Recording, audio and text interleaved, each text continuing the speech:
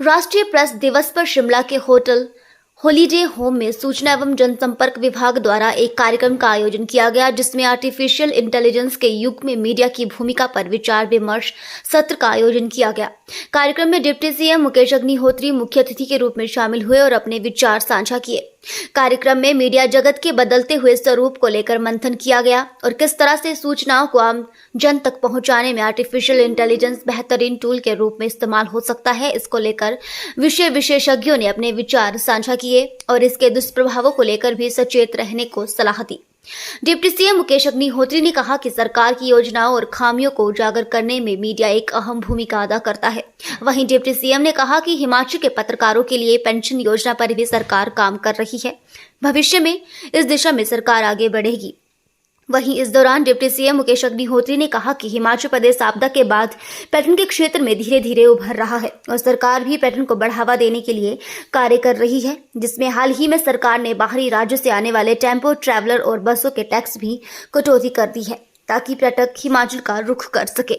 नहीं, देखिए, ये पर्यटन राज्य है और पर्यटन राज्य में हमारी सरकार प्रयासरत है लगातार कि टूरिज़्म को हम बूस्ट दें और उसके लिए जो भी बड़े पैमाने पे कदम उठाने हैं, ख़ासतौर पे जो कांगड़ा की हवाई पट्टी है उसका निर्माण हो जाए, एक अच्छी इंटरनेशनल लेवल की हवाई पट्टी हिमाचल प्रदेश में बन जाए और उसके बाद जो है लोकल स्तर पे हेलीपैड्स का निर्माण हो जाए, तो वो हम कोशिश कर रहे हैं।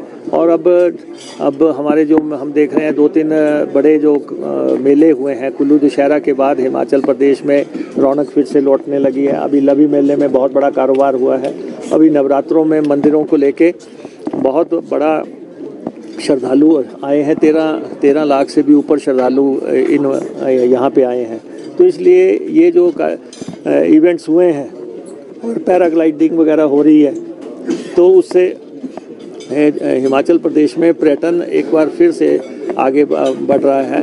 और जो इश्यूज थे ट्रांसपोर्ट को लेकर लोगों के कुछ, वो हमने सारे सेटल कर दिए हैं और अब सब लोग संतुष्ट हैं। चाहे वो ट्रक वालों के थे, उनका था टैक्सीज को लेके कि उनका पेनल्टी और इंटरेस्ट माफ़ करना था ट्रक वालों का, वो हमने माफ़ कर दिया। गाड़ियों वाले कह रहे थे कि हम जो है टैक्स जो है जिस लेवल पे इन्होंने कहा, टेम्पू वालों ने जहाँ कहा, बसेस वालों ने जो कहा, सारी चीज़ें हमने सेटल कर दी हैं सबसे डायलॉग डिस्कशन के बाद। और हिमाचल चाहता है कि टूरिस्ट आए, बाहर का टूरिस्ट आए और हिमाचल प्रदेश के जो लैंडलॉक्ड वैलीज़ हैं या पर्यटन के स्थल हैं उनको देखें। और आने वाले समय में हिमाचल प्रदेश को जो त्रासदी के बाद त्रासदी की वजह से नुकसान हुआ था, उससे निकल के हम हिमाचल प्रदेश को फिर से पर्यटन राज्य बनाने के लिए पूरी ताकत लगाए हुए हैं। धन्यवाद। Thank you sir. किस तरह से आप देखते हैं, आप तो खुद पत्रकार भी रहे हैं। ये देखिए, आज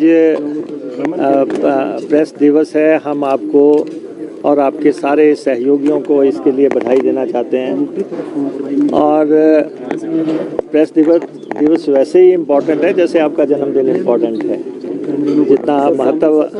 जितना महत्व आप व्यक्ति के जन्मदिन को देते हैं, उतना ही महत्व जो है संस्था के कार्यक्रम से भी है। और मैं हमारे साथी संजय अवस्थी जी को मैं बधाई देना चाहता हूँ कि आज इन्होंने जो प्रेस दिवस है उसका थोड़ा रंगत बदलने की कोशिश की और यहाँ पे उसमें समायोजन किया कल्चरल प्रोग्राम का आपके लिए।